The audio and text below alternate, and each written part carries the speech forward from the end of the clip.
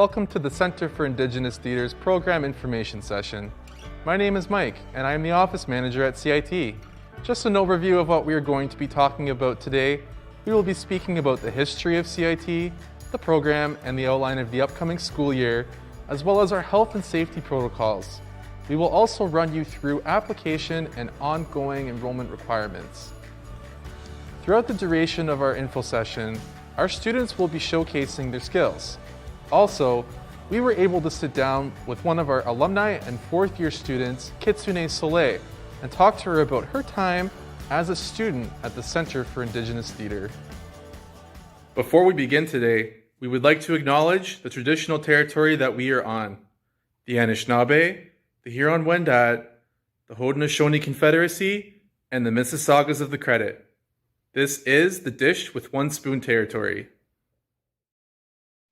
Hi, my name's Kayana Garcia, and I'm the Health and Safety and Office Assistant here at CIT. CIT was founded by James Buller and was originally a 6-week program called Native Theatre School. The Native Theatre School was then renamed Center for Indigenous Theatre in 1994. We went on to become a full-time program in 1999. We then expanded to a 3-year program in 2002 and then added a 4th year in 2018. CIT is a post-secondary program that provides training in acting, voice, and movement. We also offer cultural classes that are focused on dance, song, and oral history. We have partnerships across Canada that we are able to utilize throughout the year.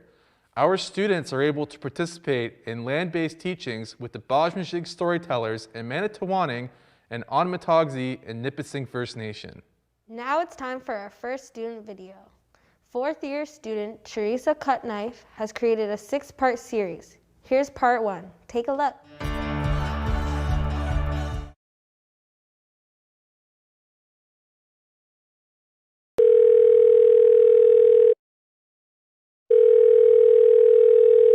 Hello? Hi. No, yeah, I'm good. I'm just relaxing now. I finally have some time to myself, which is really nice.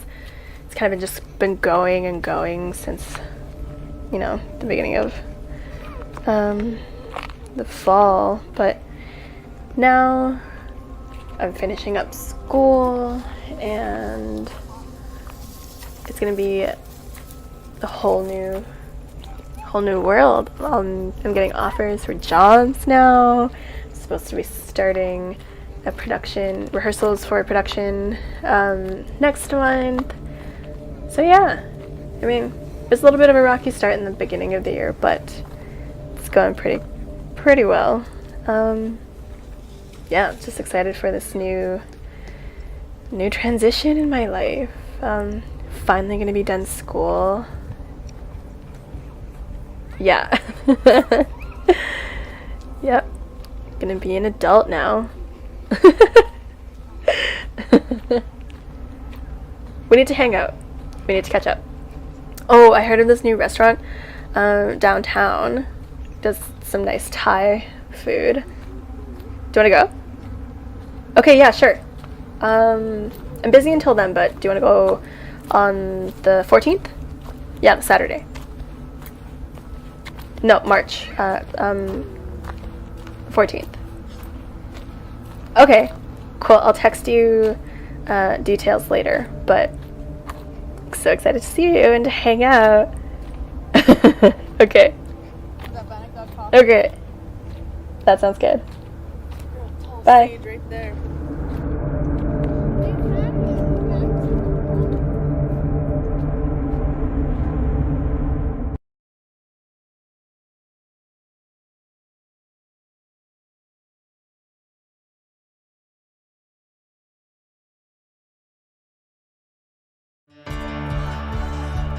You know, Kayana, our students are pretty talented. Don't you agree?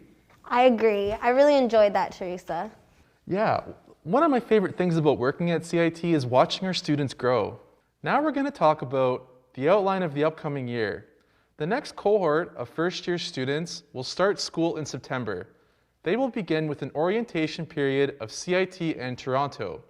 Students will then enter full-time training with a winter break in between their studies.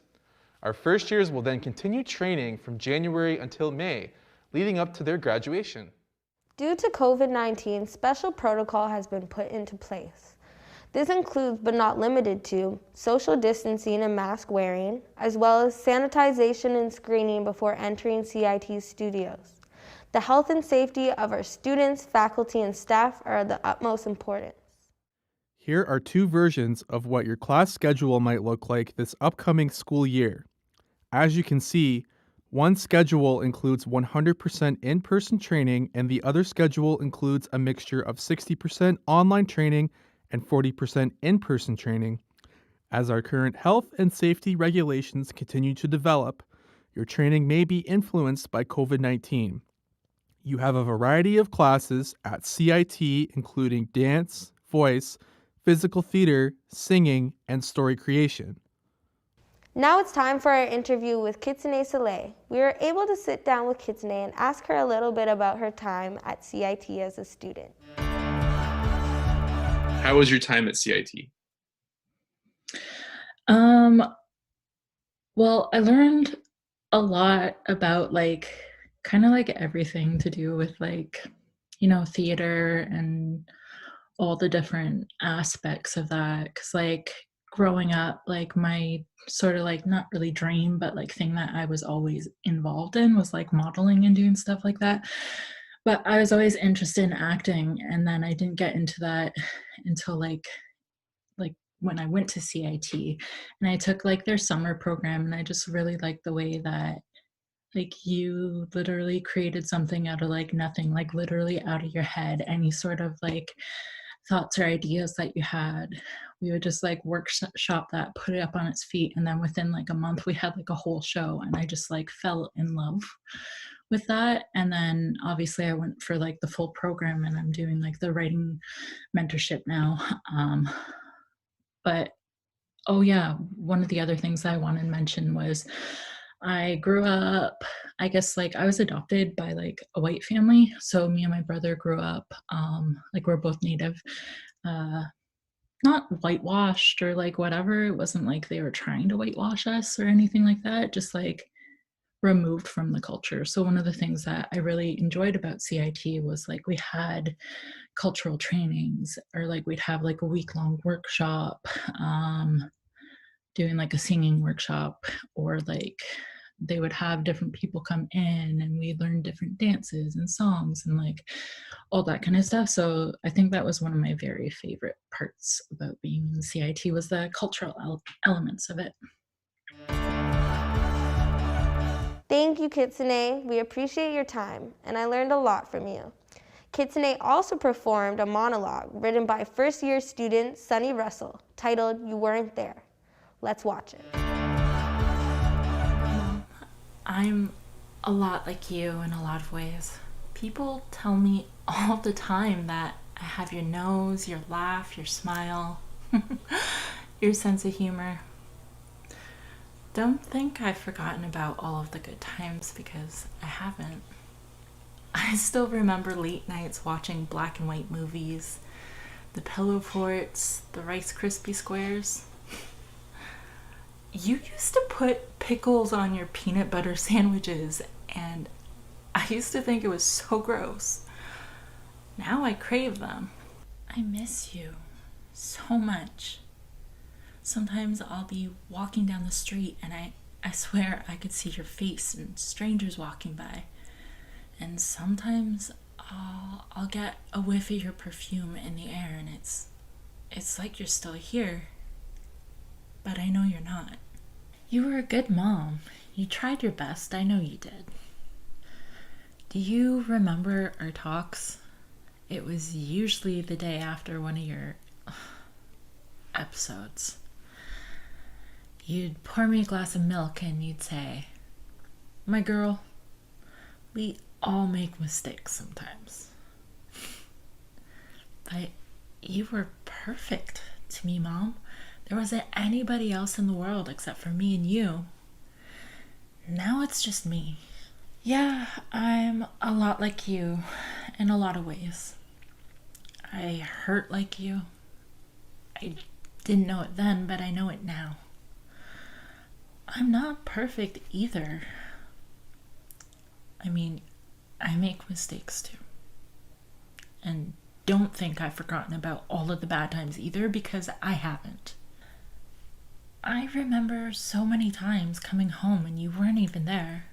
Other times you'd be lying in bed sleeping with a cigarette in your mouth and a lighter in your hand. All those times. If you actually lit one of your cigarettes and I wasn't there to butt it out, just imagine. You were supposed to be the parent. You were supposed to be taking care of me. And then all of the drugs. I can still see your eyes rolling to the back of your head and your body going limp. The first time it happened, I thought you died on me. But then it happened again and again. I just knew the drill. I'd put a blanket over you, I'd curl up next to you and just fall asleep. I was so young, I just didn't know what else to do. I mean, what else was I supposed to do? You just needed your fix. The last time it happened, I woke up and you weren't there. You disappeared so much, I just never really thought anything much of it. I got myself ready for school, made my breakfast, and I was on my way. But then I came home from school and you still weren't there. I knew something was wrong. So I did what any little girl would do. I went searching for my mom. I went to all of the usual places that you took me. That house that you usually go to, the front door was wide open. It was empty. I went to the bar that you go to all the time, closed. I went searching through all of the streets. Nothing. I got home and there was a cop car in the driveway. That's how I found out you died, Mom.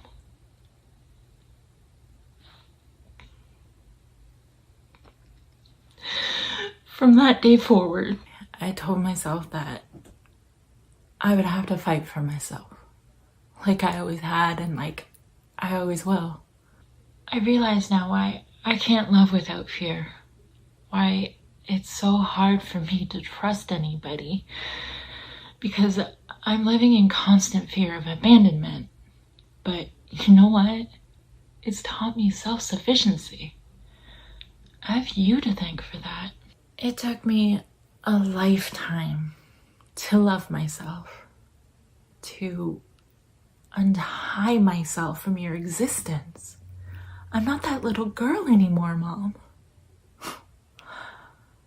I have a husband who loves me for me, and a son that I love unconditionally. But I don't have you. When you died, you didn't leave me anything but your demons. But I'm ready to battle them now. I'll get better, I promise. For you, for the boys, for me. It's not your fault you weren't there, but it's not my fault either. It's not my fault. I know that now. Finally. Here are the requirements in order to apply for the Center for Indigenous Theater. You must identify as First Nations, Métis, or Inuit. You must be 18 years of age or older. You need to have a grade 10 English level or higher. Have an interest in acting, movement, voice, self-discovery, and theater, as well as an interest in exploring Indigenous knowledge.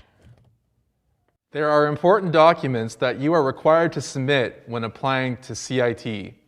They include an updated resume, a 500-word essay expressing your interest in theater and coming to CIT, 2 references that can vouch for your interest in theater, a photocopy of your health card, and an audition video of you doing some script work. To make things easier, we've created a video on how to do an audition at CIT. Take a look.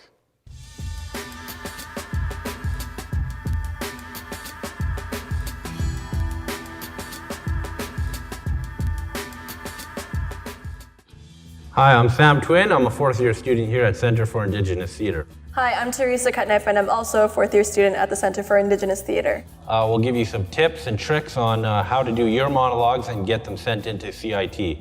Yes, so first find an age-appropriate monologue for yourself. Use something from the Indigenous canon, something like from Thompson Highway, Drew Hayden Taylor, Kenneth T. Williams. Do you have any more? Keith Barker, Alanis King. And if you have any troubles finding anything like that, you could email CIT and we'll provide you with a monologue. So Sam, what did you do for your audition into CIT? I did Isaac from Thunderstick by Kenneth Williams. What about you? What did you do? I was sent a collection of different story pieces from Coyote City. What to wear? Wear something simple, neutral colors, something that you're comfortable and confident in. Yep. And you know, there's not really a time limit for it, but it should be around 3 minutes. If you have any other skills that you want to show, like singing, dancing, hand drumming, anything and everything, feel free to submit it. But you do have to have a monologue. Unless, of course, you're a storyteller and you have a story, then you could submit that instead of the monologue, but no accents, please. And the most important thing is to have fun. And if you stumble, that's okay. Yep. You can do it over and over as many times as you feel. Have any other difficulties like doing your monologue or audition? Probably the hardest part was memorizing it all, and I had somebody film it for me. I did not know that it was best to film it with a neutral background, so I filmed it just in a living room and there was a lot of things in the background, but it worked out. And you don't need a professional camera. We're doing this on an iPhone 10. You can stack it up on some books or put it on a table, whatever you gotta do. As long as it's capturing basically from half of your torso up so we can see your shoulders and your head. You could have a relative or somebody hold the camera for you and you can just send that into CIT. Have fun.